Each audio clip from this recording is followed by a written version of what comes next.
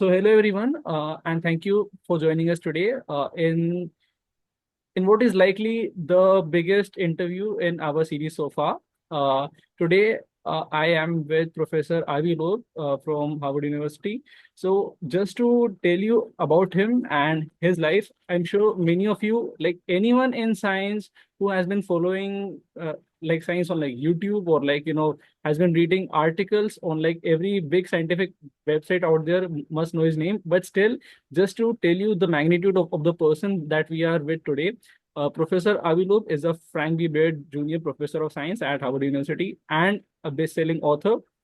He received his PhD from the Hebrew University of Jerusalem in Israel at the age of 24. Yes, at just the age of 24. And after that, he led the first international project supported by the Strategic Defense Initiative and was subsequently a long-term member of the Institute for Advanced Study at Princeton.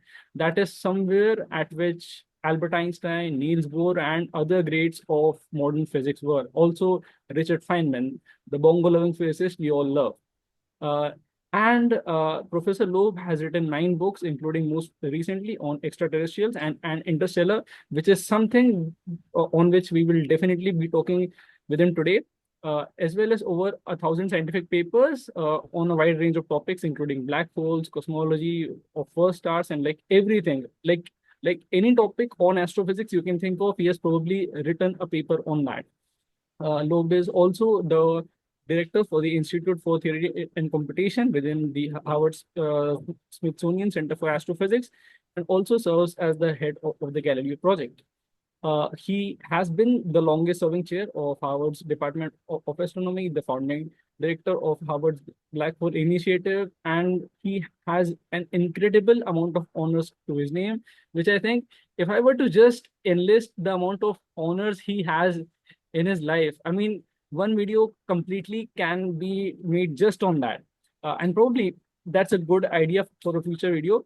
But tonight we will be talking with him about how he got into physics, how he got into science, how he did all of his groundbreaking work, and how he became the great person that we know of him today. So, Professor Loeb, thank you so much for joining us today. It's an honor, and it's an honor not only to be interviewing you today, but it is also an honor to be collaborating with you on some papers. And yeah, thank you so much.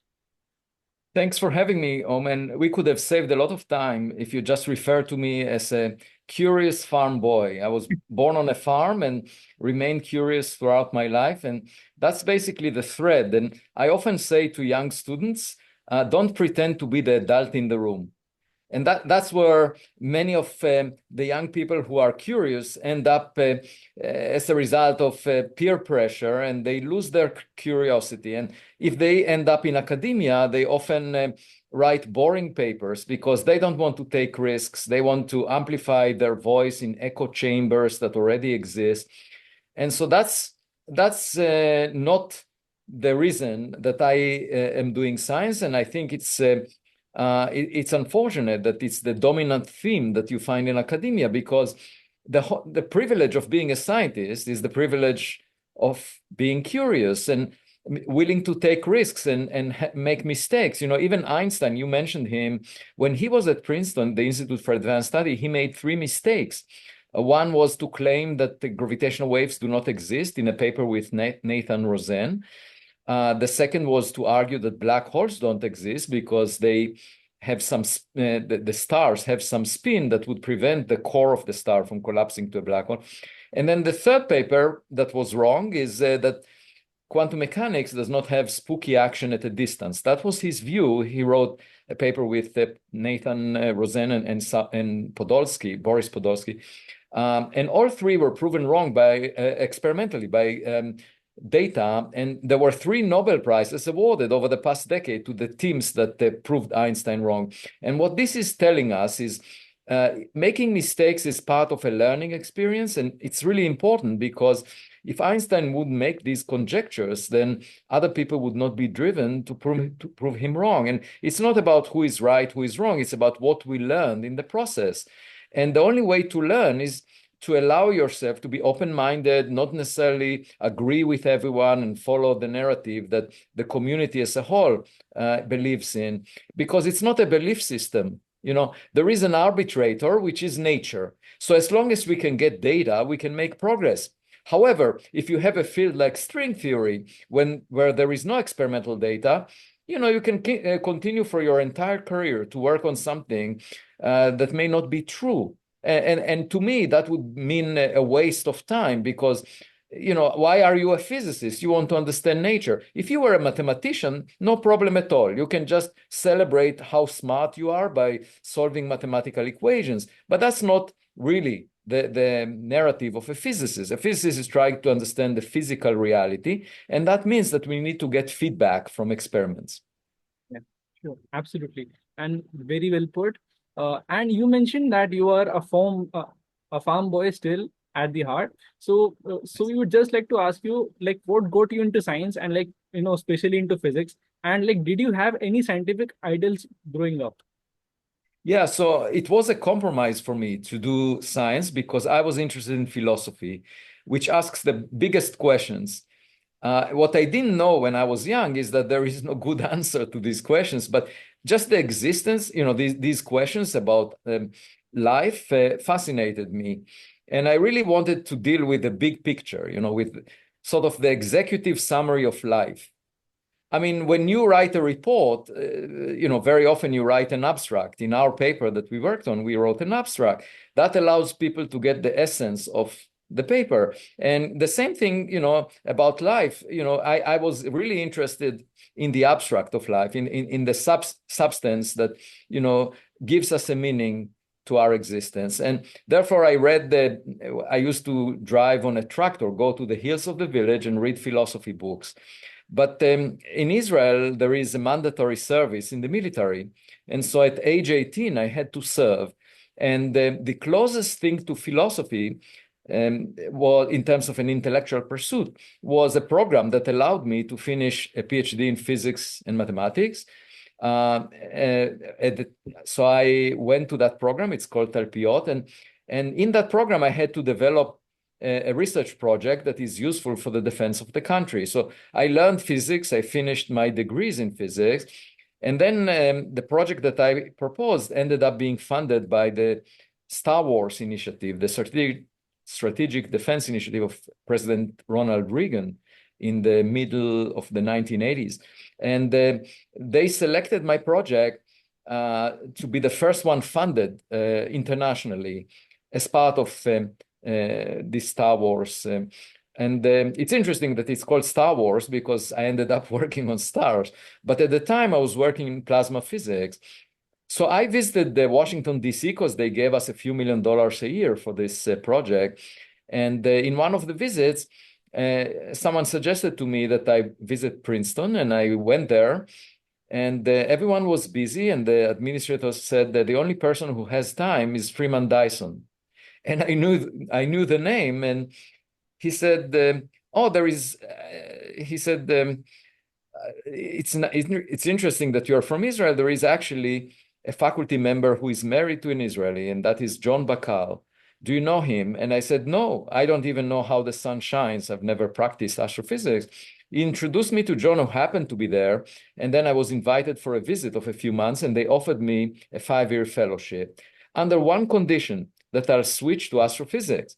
So that was just, a complete coincidence that John happened to be there and then invited me and eventually offered me a long-term fellowship under the condition that I'll switch. I said, okay, I'll switch to astrophysics. It's an opportunity that could be interesting. And then there was a position at Harvard University. Nobody wanted to apply because the chance of being tenured was very small. And I said, okay, I'll apply because I can always go back to the farm because, if I don't get tenure, I have job security. And they ended up offering me tenure after 3 years because Cornell University offered me. So at that point, it sort of ended up in a professional endpoint where I was tenured at Harvard in astrophysics. And I realized that even though it was an arranged marriage, I'm actually married to my true love, because I can ask philosophical questions and address them scientifically. And also I can see the big picture. You know, that's an important thing, because if you are just technically inclined, you can solve equations all your life and you don't see the big landscape, and you might actually work on a niche that leads nowhere. I mean, so what happens very often in academia is people just work on what everyone else is working on, and you just want to demonstrate that you do it better. So it's sort of like going to the Olympics and demonstrating you can run 100 meters better than anyone else.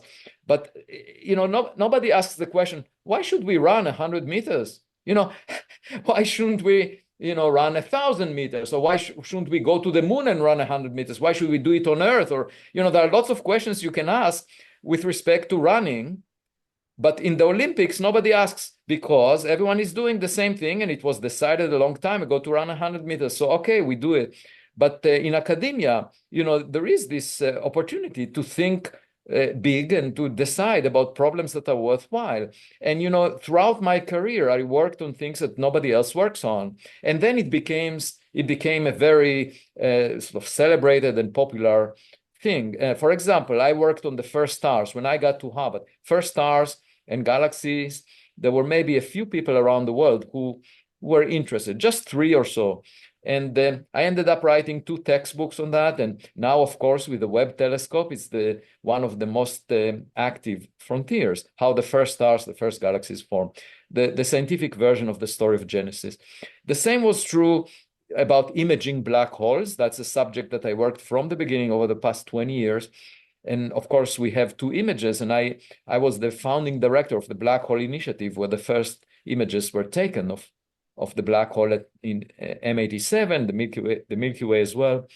And then another frontier is the 21 centimeter cosmology. We use the faint radiation of hydrogen in the radio at a wavelength of 21 centimeter to potentially map the hydrogen in the universe in 3 dimensions. And I worked on it from the beginning, and it's now getting to the point where we will start, hopefully, and there is a lot of activity on this frontier also in India.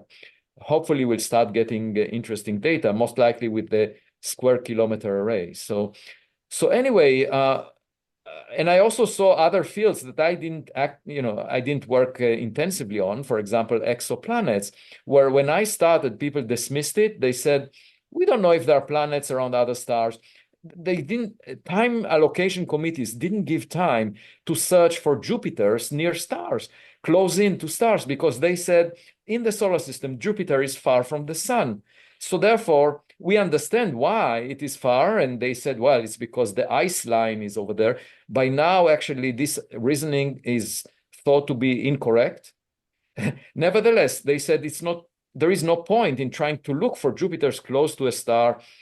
And actually, as it turns out, in 1952, there was actually the proposal to search for close-in planets by Otto Struve, and everyone ignored that proposal for almost 40 years until the first exoplanet around the sun like SAR was discovered. So from that, I learned that, in fact, it's really important to use common sense and think critically about what the mainstream is doing, because sometimes the most obvious thing to do is not being pursued. And, you can also say that about cosmology. For 90 years, there were models of the universe, and we realized that there is indeed the dark matter, that 85% of the matter in the universe is of a substance that we've never discovered. But maybe this approach is wrong. Maybe gravity is modified. We just don't know until we find the dark matter, and we haven't so far. Indeed. Thank you so much for that answer. And you said that you got into astrophysics just by chance, but I think, astrophysics would be, thanking its stars that you actually got here by chance. So on that note, by chance, so, many young people who, want to get into science, would want to get into academia and all that, they worry a lot. And like in this generation, there's this thing that, everything should be planned out. Like, by the age of 25, you should be doing a certain thing. By the age of 30, you should be doing a certain thing. But like your story shows that, there is like a degree of serendipity in life which should be appreciated. So like, do you Yes. believe in that kind of serendipity? Yeah, so the fundamental question is, if we imagine Albert Einstein today, okay, doing something similar to what he did in 1905 in a patent office, coming up with a special theory of relativity, and a decade later coming up with a general theory of relativity, the question is, first of all, the fundamental question is whether his papers would be posted on the archive or a moderator would block them. Okay, that's the first question. And I say that because, some of my most interesting papers were blocked by moderators on the archive, and I'm not sure why. And then, of course, if it goes into the archive, there is the challenge of getting them published. And even if that happens in the case of a present-day Einstein, the question is whether the community will pay attention at all. Because if everyone believes that there is ether or that time and space are universal and rigid, the way Newton suggested, it would take a long while for someone like Einstein today to break through that prejudice, because people would say that's nonsense. How can you say time is relative? It makes no sense whatsoever. If you go back 500 years, we see what happened to Copernicus and Galileo afterwards. They just argued that perhaps the sun is at the center of the solar system, that it's not the Earth. And Copernicus couldn't get his book published. It was banned by the church until the 19th century, and Galileo was put in house arrest. And so all I'm saying is there is this inertia of the establishment to suppress dissenting views, even if they are valid based on data. In both cases, they made the reasoning based on data. And I know that for a fact because I visited Torun, Poland, the birth town of Nicolaus Copernicus, in February 2024, this year. And they celebrated 550 years for the birth of Nicolaus Copernicus. And they gave me a copy of his book, which is to my left here. I gave a talk about the next Copernican revolution, which is perhaps we are also not at the intellectual center of the universe. And to me, that's a matter of not being arrogant, a matter of being cosmologically modest and assuming that we are not privileged, following the Copernican principle that if we exist on a planet like Earth near the sun, and there are hundreds of billions of systems like it in the Milky Way galaxy, how dare we even imagine that we are alone? The underlying assumption should be that things like us existed billions of years ago. That should be the default. And instead, what you find in the mainstream of academia is that the default is that it's an extraordinary claim to suggest that we are not alone. And they say extraordinary claims require extraordinary evidence, but they're not seeking the evidence. And so it's again the same situation. So I worry that someone like Albert Einstein today would not be heard because the community is so large, because you have social media that shape a narrative where you should be really careful if you deviate from what everyone else is saying. And I'm trying to do my best to promote a different agenda where young people would feel encouraged to think differently. Yes. Thank you so much for that. Like related to that, we had a question from like one of the students who like follows us, and like his question is something I think all of people who like want to join science as scientists sometimes wonder about. So, what was the reaction of your parents when they got to know that you wanted to be a scientist? They were very positive about that. My mother took me to philosophy classes that she attended at a late age. She got her PhD late in life. And that's what attracted me to philosophy. And I also read a lot of books. But when I shifted I was good in science. And so they had no issue with that because it's actually more practical. There are better prospects for getting a job if you are trained in science. But I could not anticipate where I am right now from where I started.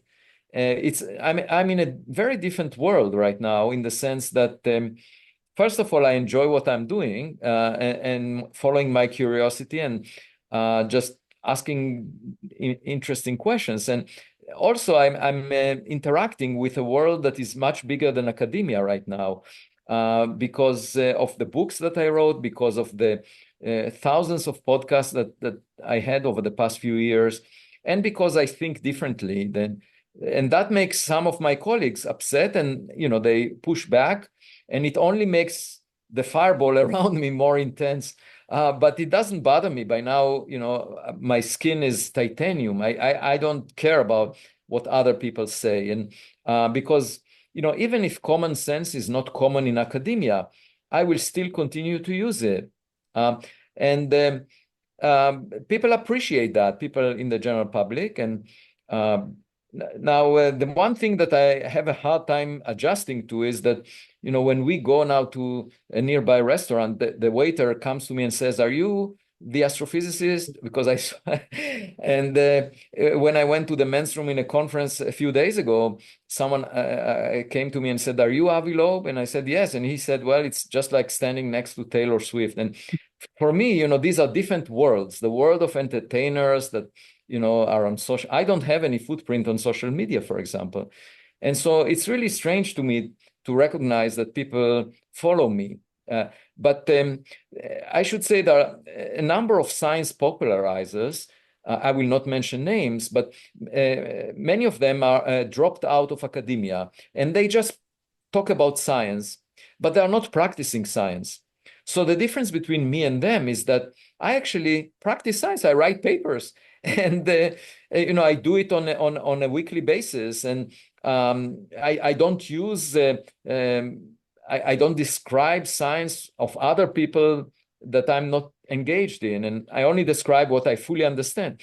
And it's a big difference, because if you look at the commentators on sports, for example, that look at sports, they don't have the privilege of telling the players how to pass the ball. And I find it really unfortunate that those science popularizers express an opinion, because they are not in the trenches. They're not doing science. They don't know how science should be done, because they're not doing it. And they criticize me or make comments about things that I'm doing, which the only way I can understand it is they want to be popular among those people who are critical of the subjects that I'm studying. For example, unidentified anomalous phenomena, or the possibility that interstellar objects might be technological in origin. And I don't see why that should be controversial at all, because we sent out technological gadgets to space, Voyager 1, Voyager 2, Pioneer 10, Pioneer 11, New Horizons. And we just did it over the past 50 years, but you can imagine other civilizations doing that. And it takes less than 1 billion years for such space trash to reach us from the other side of the galaxy. Again, common sense. So what's the big problem in looking around and checking if the rocks that we find have among them some technological debris from relics of other civilizations? And it could be that the senders are dead by now, but we would still know that we are not alone. And Steven Weinberg, the Nobel laureate, argued at the end of his book, The First 3 Minutes, he said, the more the universe appears comprehensible, the more pointless it seems. And he was trying to argue that religion is completely irrelevant in the age of science, that and I can understand where he's coming from. That's the place where, as you well know, most cosmologists come from. They talk about elementary particles, stars, physical objects in space.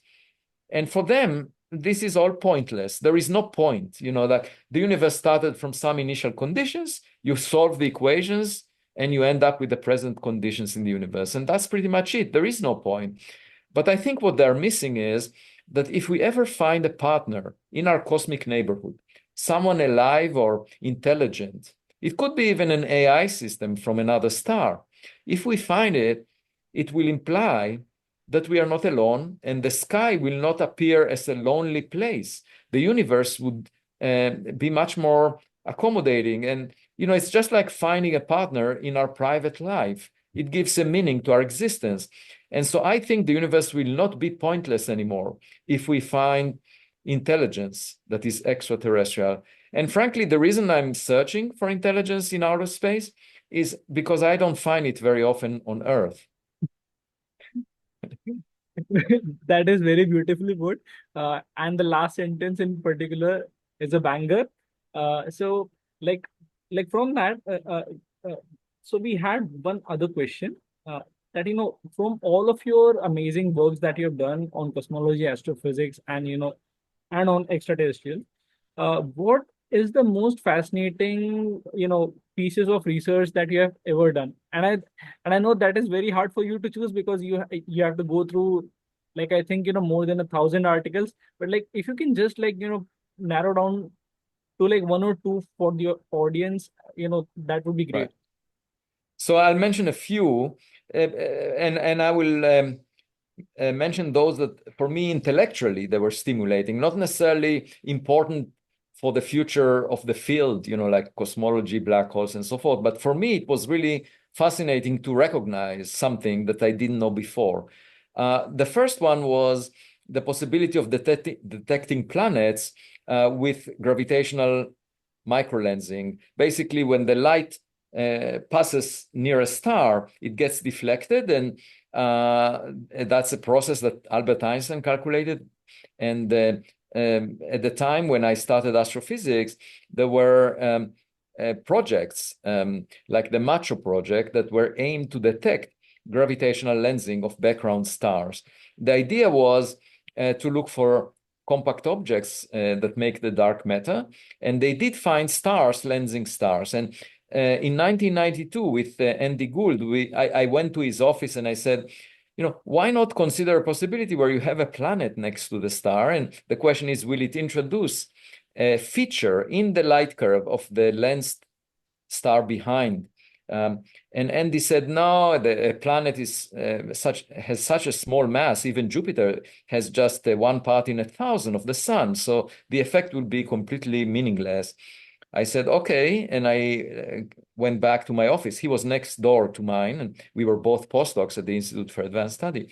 And then after 10 minutes, he came back to my office and said, no, you were actually right. The effect is much bigger. It goes like the square root of the mass ratio between the planet and the star. So it's detectable. And so we wrote a paper. Nobody else wrote at the time that we started to write the paper. Nobody suggested that. By the time we submitted the paper, there was another one written by Shude Mao and Bohdan Pashinsky, but not really focusing just on planets, but talking about binary star systems. And ours was the first detailed analysis of the possibility of detecting planets through gravitational lensing. And indeed, later, this technique was used. It's the only technique that works at large distances. Another interesting idea was that the expansion of the universe can be detected in real time. And that was around 1999, where I realized that they should evolve over time. So if you measure the redshift of a source at one time and then a decade later, in the meantime, the universe either accelerated or decelerated. And you can potentially measure a different redshift as a result. And so I wrote a paper about that. Then after the paper got published, people told me that Alan Sandage wrote in 1962, the year I was born, he wrote another paper on this subject, but realized it's not detectable. I suggested using the Lyman alpha 4S to detect it. And actually, with the next generation of large telescopes, it might be, especially the European extremely large telescope. They actually wrote a research program that is aimed to measure this drift in redshifts. So that's another example. And then finally, I should mention that when the cosmic acceleration was realized, that happened actually at first by two former students of my department, Harvard Astronomy department, one of which, Adam Rees, told me that when I came to Harvard in 1993, so I taught a class on cosmology in 1994, and he attended it, and he told me that he was inspired by my class because I talked about measuring distances as a function of redshift and using that to infer cosmological parameters. So he decided to pursue that as a result of attending my class as a student. And then he got the Nobel Prize for discovering the accelerated expansion. At any event, when that announcement came out, which was 1997 or so, I realized that, in fact, since the universe is accelerating, then eventually all the distant galaxies far away will speed up and exceed the speed of light relative to us. So we won't be able to actually observe what happens in them. And I wrote a paper talking about the long-term future of astronomy, meaning that in the long-term future, I mean, it's just like looking at an astronaut that enters the event horizon of a black hole. What you see is the last image from the time that this astronaut entered the event horizon of the black hole, and the image will fade away. And exactly in the same way, when galaxies speed up to the speed of light and exceed it relative to us, we will see the last image from them exiting through our cosmic horizon. And they will fade away, and we won't be able to know what happened to them afterwards. And that would make the universe very lonely. Only the Milky Way galaxy, in fact, not the Milky Way, but the Milky Way will collide with Andromeda, which, again, that was another idea that I have to calculate the future collision of the Milky Way with Andromeda. That will be a few billion years in the future. But this will be the only galaxy or the only source of light that we see in the distant future once the universe ages by a factor of 10 or so. And after that, it will be really difficult to convince, if there are any scientists at that time, once the universe is 100 billion years old, it will be difficult to show evidence for the cosmic microwave background or for other distant galaxies. And I actually wrote a paper showing that the only hope is to see stars ejected from the merger of the Milky Way and Andromeda, which I call the Milkomeda. There will be stars ejected from the galactic center, as we see now, hypervelocity stars, and they would exit this Milkomeda galaxy, and you would see them accelerated away from us. If indeed the cosmological constant is a constant, they would continue the same accelerated expansion. So that would allow us to figure out that there is indeed a vacuum energy density that keeps accelerating those stars away from us. Thank you so much for that. And like that is very interesting to realize, because normally, I mean, I would just interject for the people who do not usually work in cosmology and all that. So when we usually write papers, you might see stuff like okay, so quintessence models in some teleparallel theory of gravity, or some Lovelock theory of gravity or stuff like that. But you don't usually see papers like the ones which you are talking about. So I think that is I should add one more thing that I just remembered. There was a paper that I wrote about the fact that if you go back in time to when the universe was between 10 to 17 million years old, that's a redshift of 115 or so. At that time, the microwave background was room temperature. So actually, I realized that on Thanksgiving, we have Thanksgiving today in the United States, and that was about 12 years ago. And I told my wife, I have this idea, I have to write a paper about it, and I will wash the dishes after the Thanksgiving dinner that we have. And she allowed me, and I submitted the paper before we had the guests come in. And I mean, the idea doesn't have any implications, but it's interesting because if there were stars in existence at a redshift of 115 or so until 110, then you could have had life on planets that are not necessarily at the right distance from the star. For 7 million years, the entire universe had the habitable conditions, temperature like room temperature. And I actually was reminded of this just yesterday, when I wrote an essay, I published on medium.com, if anyone is interested, Avi Loeb at medium.com. And the latest essay was about a nightmare that I had just the night before, which is, just imagine a demon. James Maxwell imagined a demon that will do all kinds of things to atoms or molecules. And so imagine this demon deciding to reverse all the velocities of particles in the universe. So when that happens instantly, of course, on Earth, some cars will move back instead of moving forward, but people will adapt to it, and the Earth will reverse its motion around the sun, and the spin of the Earth will reverse direction, and that day would be very unusual. But we will get used to those changes. They are not harmful for life in a way that cannot be fixed. However, the cosmic expansion will become cosmic contraction, and it will end up in a big crunch. And obviously, we cannot survive global warming of the cosmos. Eventually the temperature will reach maybe up to the Planck temperature, and all the atoms that we are made of will be crushed to a soup of gluons and quarks and electrons, positrons, neutrinos, and photons. So that's very dangerous. But on the path to this big crunch, we will go through these 7 million years of bliss, and that would be the habitable epoch that we will return to about 10 billion or 17 billion years, 17 million years before the big crunch. I think one of the questions that everybody who has been following your work for the last 10 years is asking, is anyone out there? And I think the answer from your end is certainly yes. And everybody has been following these these new media articles about UAPs and all that stuff. So on that regard, I think the first question everybody has is, what are your thoughts on Oumuamua, and how did you come to that? Right. So that was a surprising discovery by observers. A telescope in Hawaii that surveys the sky.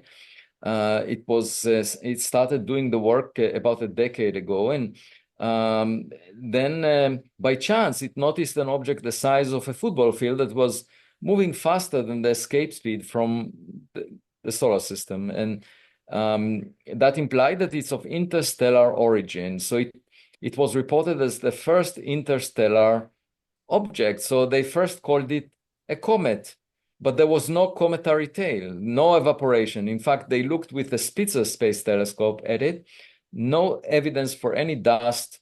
Usually you see a glowing tail from the reflection of sunlight, but nothing around this object, and no direct detection of molecules, carbon-based molecules, with a Spitzer Space Telescope in the infrared. And so it was not a comet.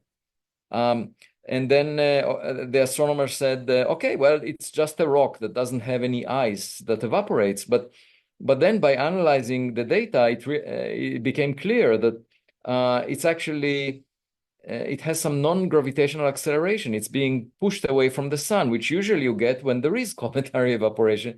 So the question was, what is actually, if it's not a comet and not a regular asteroid rock, what is it? What is causing this non-gravitational acceleration? And the object, the light curve, was just the reflection of sunlight from the object, and it was tumbling every 8 hours, and the amount of sunlight reflected from it changed by a factor of 10, which is very unusual. It means that it has a very extreme shape that with an area projected on the sky that varies by a factor of 10. And the best fit to the variation of reflected sunlight was that of a very thin, of a flat object that is also quite unusual. Why should it be flat? Usually rocks have some spheroidal shape. But here, not only it was 10 times longer than it is wide, projected on the sky, but it also was most likely flat at the 92% confidence. And so all of this, in my mind, suggested maybe that it's a thin object that is pushed by reflecting sunlight. which may mean that it's actually artificial in origin. And, I worked in cosmology on the origin of dark matter, and it's encouraged very often to think about new ideas because that motivates observers to look for data. And so I suggested that in a paper that was accepted for publication within 3 days. And the referee was very positive about this suggestion that maybe it's a thin object pushed by the radiation pressure from the sun, and perhaps technological in origin, maybe a surface layer of a bigger object that was torn apart, or a broken piece of a Dyson sphere, a megastructure, or something else. And then the media started getting attention of that, and a few days later, I was about to leave to a conference in Germany, and a television crew came to my front door and said, we want to interview you about this. And I said, I have to leave to the airport. They said, only one question. Are we alone? What do you think? And so this created a media storm, because when I arrived to Germany, I had some 24 emails from Good Morning America, all kinds of programs that wanted to interview me. And even the people at the conference said that even though it was interdisciplinary, they said, we know who you are. This just appeared in the news. And there was a big room that was assigned for all the reporters that wanted to ask me questions over there, 20 of them. And when I entered the room with all the reporters, an Italian reporter from the back of the room said, are you thinking that you are Galileo? And I said, I'm not saying anything other than that this object is weird, it has peculiar properties, and we should be open-minded to the possibility that may be artificial in origin. And of course, as soon as the media got attention, some of my colleagues in academia were very upset and tried to diminish the public interest. And they, since they saw that it doesn't die down too easily, they started saying negative comments about my research and then about me personally. And that to me looked like very strange, because, if you ask what is the strongest force in academia, it's not electromagnetism, it's not gravity, it's jealousy. And the reason I say that is because only when the media started paying attention, that's when I started getting the pushback. Otherwise, it's part of scientific inquiry to ask questions and entertain possibilities that are potentially viable and future data would test. And future data can test that. And the Rubin Observatory, starting next year, will get data from a camera with 3.2 gigapixel that surveys the southern sky every 4 days and could find more objects like Oumuamua. I had no agenda. I mean, this object showed up and looked so weird. So I said, it's weird. Why is that controversial? People insisted that it must be rock of a type that we've never seen before. Maybe a hydrogen iceberg, a nitrogen iceberg, or a dust bunny. But I say, let's consider all possibilities until we get better data. And that turned out to be controversial because people want to pretend that it's a rock. And I say, well, Elon Musk launched the Tesla Roadster car in 2018 as a dummy payload on the Falcon Heavy. And it's not, now this car is on an elliptic orbit around the sun. It may collide with Earth in 20 million years, according to calculations. And at that point, if astronomers were not aware of that, they would argue it's a rock of a type that we've never seen before.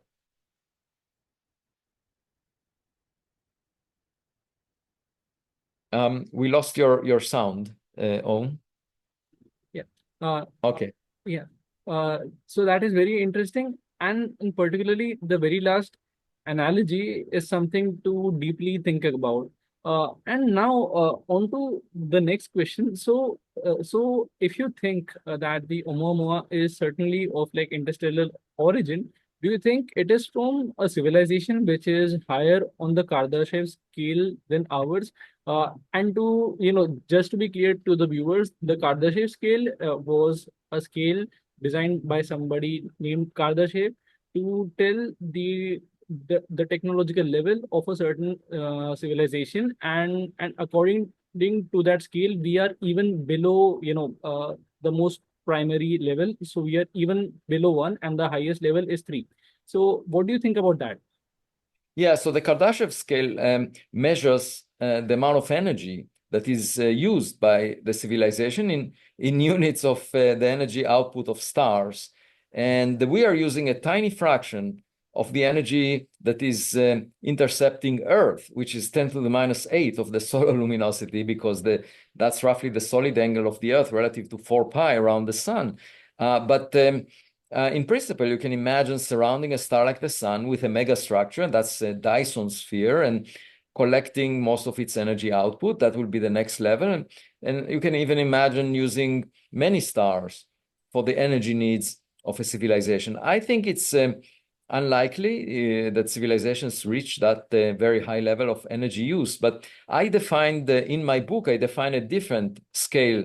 And that scale has to do with how well the civilization is able to reproduce the conditions that it was born into. And so, for example, one can imagine recreating life in the laboratory and understanding better how life started on Earth, the origins of life.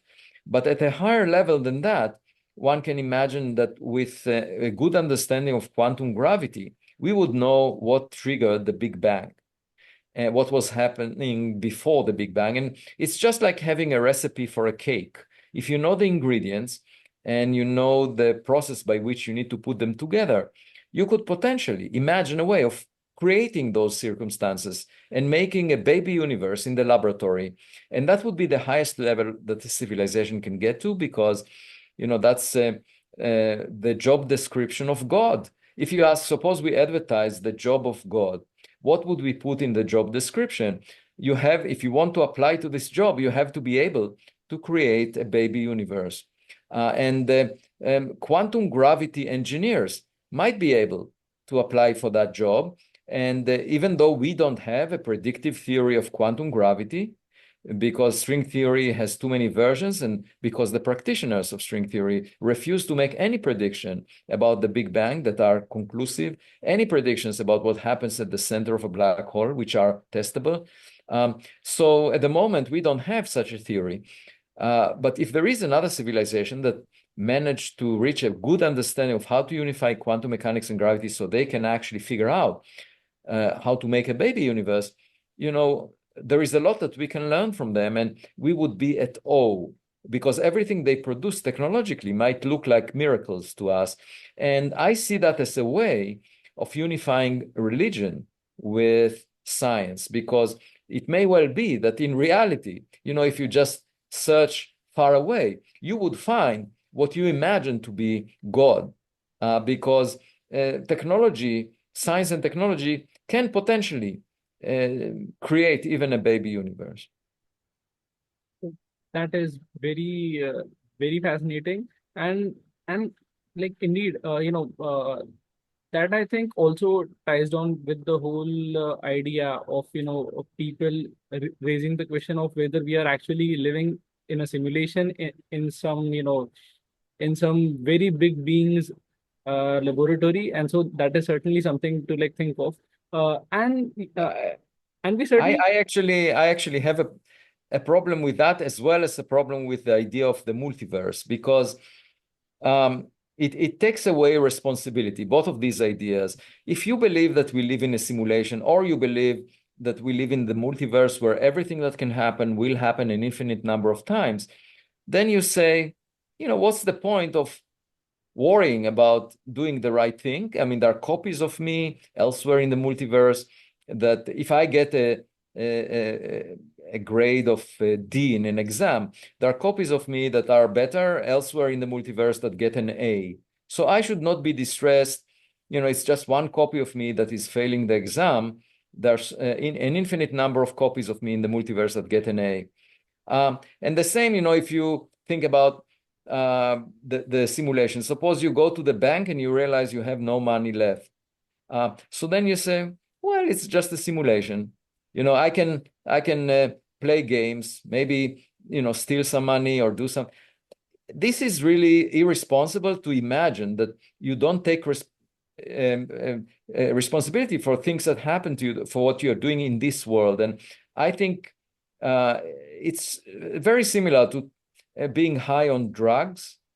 or putting the goggles of the metaverse that Zuckerberg built in Meta, putting these goggles on your head and imagining that you live next to celebrities and that you are very successful, even though in the reality that we all share, there is nothing of that. And so humans have this attraction to fantasy, to illusions. And, we see it in politics, we see it in religion. So if you give people a story that appeals to them because it boosts their ego or because it makes them realize, oh, maybe the reality that I live in is really not the actual reality. It's a simulation or it's part of the multiverse. I think even though it takes away the pain of not being happy, because reality, the actual reality that we all share, the physical reality that physics studies, it's under no contract to make us happy. We wanted to be at the center of the universe. That's not the case. Okay, so the universe is under no contract to make us happy, to boost our ego. But why is it important to recognize that? Because once we realize that Mars is not orbiting around the Earth, we can launch rockets that would reach Mars. If we thought that Mars orbits the Earth the way that people before Copernicus thought, then we would shoot rockets that would never reach the destination. So it serves a very important purpose to recognize the reality that is not flattering to what we want it to be, because then we can adapt to it and we can use it for our goals once we understand what really happens. However, if we believe that it's a simulation, who cares? That is like a very, very interesting take, because like if you go about like these Marvel people, or like people from the comic book world these days, it is very fashionable to like think of the multiverse, because you've got Spider-Mans in like different universes and like all of that stuff. But yeah, this is certainly something to like think of. And we had one very interesting question, which I think is like very strong as well. So what do you think of incidents which happened way before, like those at Roswell and stuff like that? So like, do you think even those incidents had some kind of a hint of something beyond us? Yeah, so it's really interesting. Well, first of all, the Director of National Intelligence in the United States delivered 3 reports to the US Congress talking about unidentified anomalous phenomena. So these are objects that military personnel cannot identify. And there are 2 possible interpretations. One is to say they are made by humans, adversarial nations, and it's a national security risk in that case, because there was the Chinese spy balloon that was shut down, and maybe there are many more objects in the sky spying on the US. And the fact that the intelligence agencies are saying we don't know what they are is really an admission that they're not doing their job. Okay, so that's by itself a remarkable admission that should be attended to, because it's a matter of national security. You can't just have things flying in your sky, in the sky, that are spying on you, because they, that means that adversarial nations have an agenda that you're not really following. Okay, but the second possibility, if that's not the case, if these objects behave in ways that our technologies cannot reproduce, then maybe we are the last generation of people who had the experience of feeling that we are alone in the universe, like Steven Weinberg. We are, or Elon Musk saying we are alone. Maybe we are the last generation, because if we realize there are technological gadgets manufactured extraterrestrially, then we would know that we are not alone. Okay, and then everything else will change as well. It will have a huge impact on our psychology, on our ambitions in the future, on the survival of states, because if you think about it, countries, the main reason they exist is to protect the citizens. But suppose there is something that is beyond the control of countries, that that represents technologies that we cannot really cope with, that we seem completely helpless. Then citizens of countries will say, well, what's the point then, if that there is this very strong power from outside that is able to manipulate our life? So the safety given by countries, may not be there, and that could destabilize the international relations. And I was actually at a conference just this past weekend on this subject. Alex Wendt, who is a very distinguished professor from Ohio State, works on international relations, is finishing a book on exactly this issue of how the encounter with extraterrestrial technological gadgets would change politics on Earth dramatically. Now, the question of whether which of these interpretations is correct, has no answer, because I haven't seen the evidence. Now, there are some people from within government claiming that there are programs for retrieval and reverse engineering of materials from crash sites, and that was mentioned under oath in the US Congress a year ago and also just a month ago. But I haven't seen that. Some of the claims are that these materials are held in corporations outside government, but I haven't seen any evidence for that. So as a scientist, I can only judge if something is true if I see the evidence. And at the moment, I'm completely agnostic on this, because I don't know what really exists behind the closed doors. If at some point it will be declassified, then we can all assess. And I mean, if this material, for example, was collected 50 years ago, it's of no relevance to national security, because technology evolved so much that there is no point in keeping it secret. So if there's anything like that, my hope is that the US government will release the information to scientists that can look into it. Thank you so much for that. And indeed, that is something very optimistic to hope about. Actually, this was more of a question from my side as well. So, and it is slightly deviating from the extraterrestrials topic. So, what was the experience of writing your first ever book? Sorry, say it again. So what was the experience of writing your first ever book? Because as a world famous physicist, of course, you have written many books, but that first book, like you mentioned, a professor is writing a book on how international relations would change with the extraterrestrial politics. But how was your experience of writing your first book?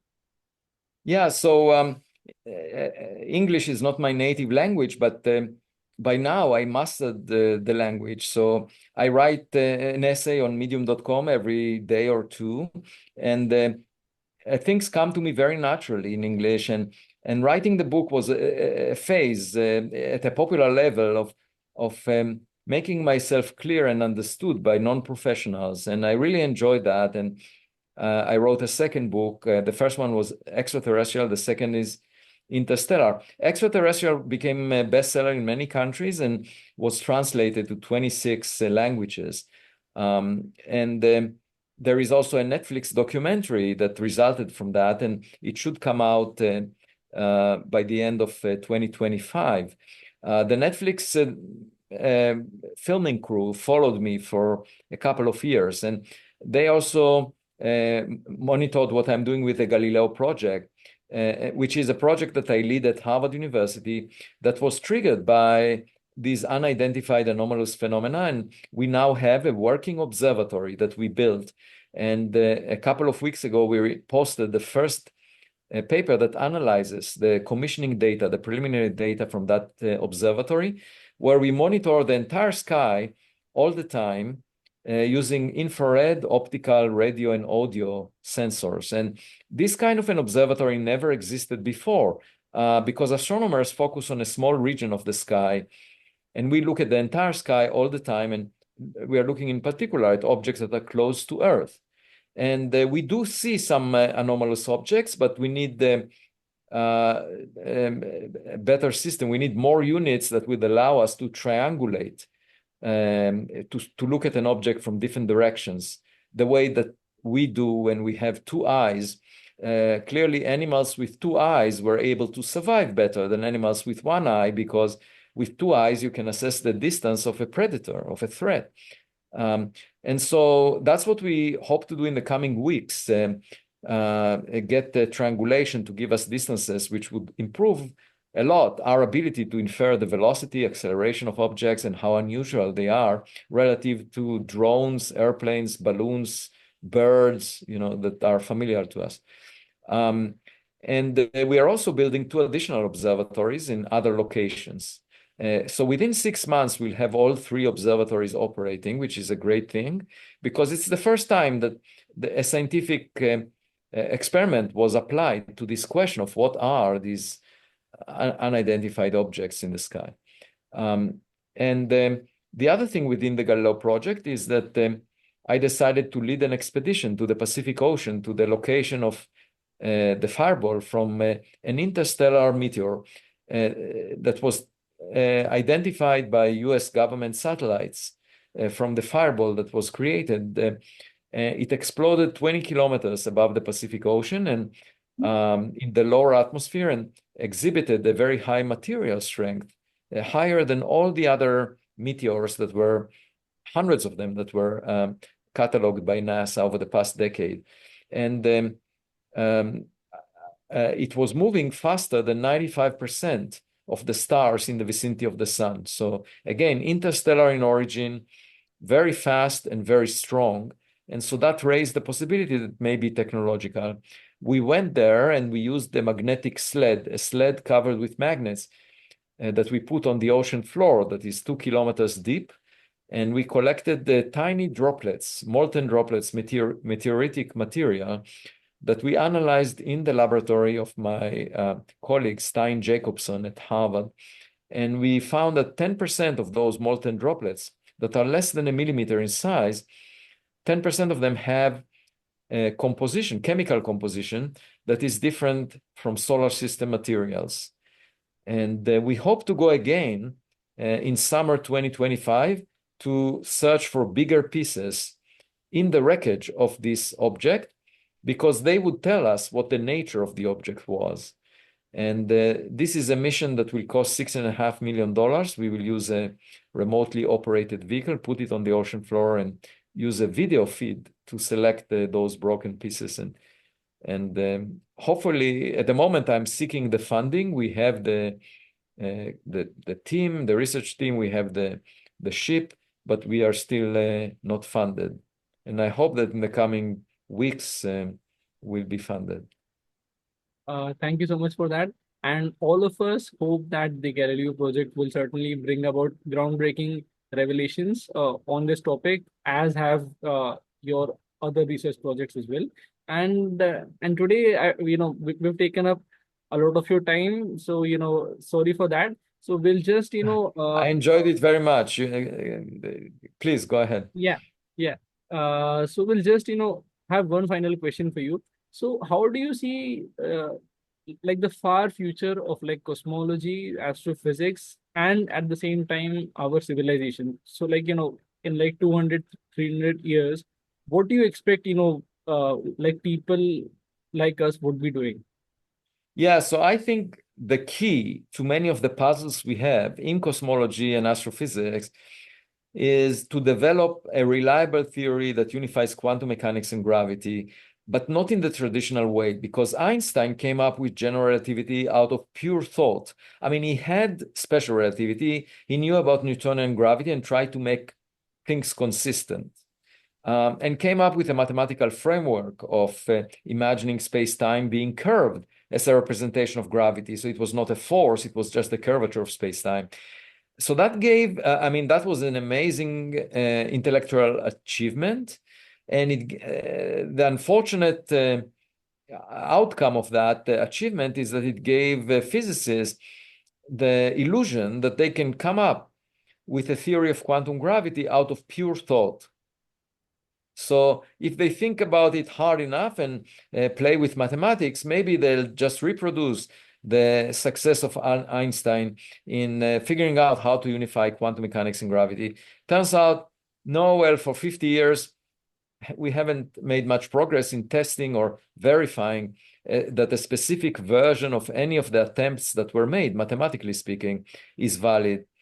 And so maybe that's not the right approach. The way I see it is that, nobody expected quantum mechanics. It was a complete surprise. Nobody ordered it. Einstein had difficulties understanding it, even after it was discovered experimentally. Niels Bohr had the correct approach to it, and we still don't fully understand it at a fundamental level. How can you have a system know about its whereabouts, like a wave function, on a time scale shorter than the light crossing time across the wave function? That's really not, we don't understand how the collapse of the wave function happens. And it may well be related to quantum gravity, because maybe when you incorporate gravity, this would be resolved. But the question is, how do we make progress? Because apparently we can't rely on theories. We gave them 50 years. I started my career back in the 1980s. That's when string theory was starting to become prominent. And now we are in the middle of the 2020s. That's 40 years or so. And I wouldn't say that we are closer to knowing the answer to what quantum gravity is. So, of course, there are lots of people who do intellectual gymnastics and are impressing each other, and they keep talking about the same things, but that's not, they are unable, if you ask them, make a prediction for what happened before the Big Bang, or make a prediction what happens inside a black hole, they would tell you it's a very difficult problem. And, the issue I have with that answer is that if I invite a plumber to my home because I have a leaking faucet, and I say, could you fix this faucet? And the plumber says, it's too difficult. And then you say, okay, well, I have also a problem with my toilet. Could you fix the toilet? And the plumber says, that's too difficult as well. So I say, sorry, you're not a real plumber. And therefore, I would say, if you can't solve these issues of singularities in general relativity, you are not really a quantum gravity scientist. Okay, you are pretending to be by saying, I have all kinds of ideas, but it's just the same as the plumber saying to you, I have all kinds of ideas of how to fix your toilet, but I'm not sure which one would work actually. That's not a plumber. A plumber goes to work and solves the problem. Okay, so there is a difference. And so that's why I'm saying it's really still a challenge. And I think it's not the same as with Einstein coming up with general relativity. It may well be that we need guidance from experimental data. Now you ask, okay, so are there any anomalies that we can be guided by? Yes, we don't know what the dark energy, the cosmological constant is. What is the nature? Why is it having this value? Unfortunately, it's a very difficult problem. So maybe by perturbing the vacuum, we could learn something about the nature of dark energy, or some experimental. I think people should be more creative at trying to study the vacuum in the laboratory and figuring out what dark energy is. Okay, that's one path that, by the way, nobody's pursuing. It's not as if I'm saying, oh yeah, there is a community of 100 people doing that. I'm just saying something that nobody is thinking about at all. Nobody is talking about laboratory experiments that will figure out what the dark energy is. There is zero discussion about it. And I'm saying that could be a way to learn something. Dark matter, we still don't know if it's really particles, or maybe gravity is modified. Maybe gravity is modified because of some unified quantum gravity theory in a way that, at low accelerations that we don't fully understand, because the dark matter kicks in at low accelerations, doesn't kick in at high accelerations. I think both of these could be hints that these anomalies are not what we think they are, but they could help us figure out quantum gravity. And then, of course, if we detect gravitational waves from the Big Bang, close to the Big Bang, that could also teach us about quantum gravity.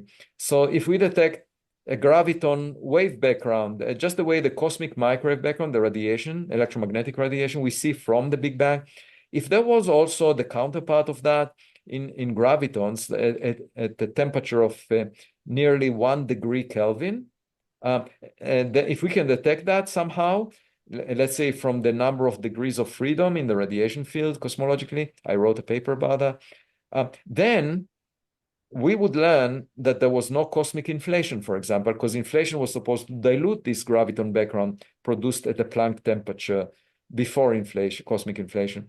We would also learn about quantum gravity, because that graviton background was produced during the time when gravity was as important as quantum mechanics. They had to be unified.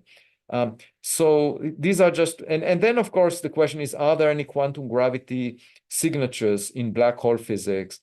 Unfortunately, black holes, astrophysical black holes, are very big, but if we had access to a primordial black hole in the solar system, just an example, if the dark matter is black holes in the mass range of asteroids between 10 to the 15 grams up to 10 to the 22 grams, which is still an available window, then by finding such a black hole in the solar system, we could do experiments and figure out, quantum gravity, because the behavior of these mini black holes, which by the way have an event horizon the size of a nucleus of an atom up to an atom. I wrote a paper about that just this month, because they are smaller than an atom.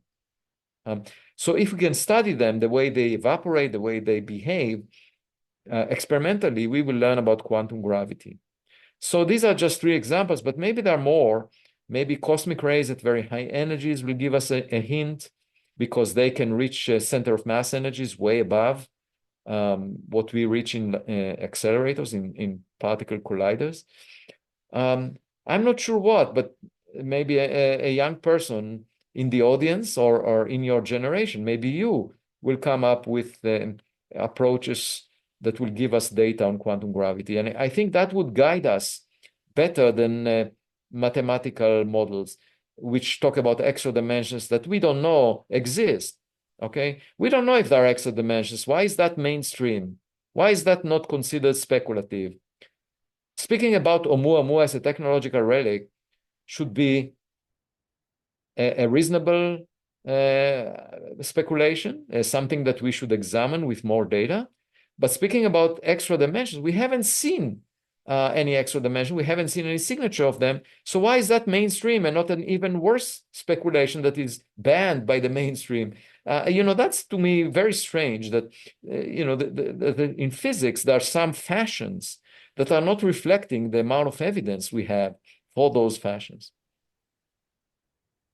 So, thank you so much for that answer, and thank you so much for your great time today. Uh, I know that you have a very busy schedule, and you've taken up so much of your time today for this and for everyone in the audience. And I'm sure everybody who is seeing this, like if they are just, starting their freshman year in high school, or, are in middle school, or like are finishing high school, or like are undergrads, or like are just anyone interested on like physics or like science as a whole, would be definitely very inspired by you today. And so thank you so much, sir. It has been an honor to host you today. And with that, we would like to end the interview for today. And thank you so much to everyone. And so we will be seeing you in some time with someone else, probably not as illustrious as Professor Loeb over here, but yeah, with someone else as well. And so thank you so much once again.